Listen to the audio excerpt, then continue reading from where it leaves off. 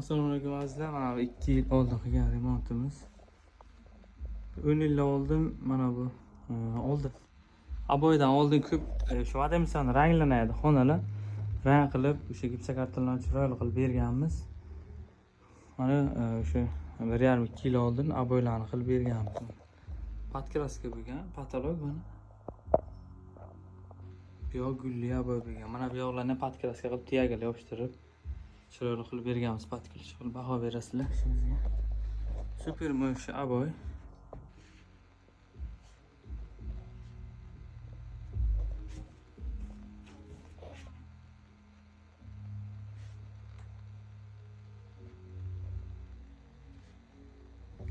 Endi patolog aboy xizmati bu.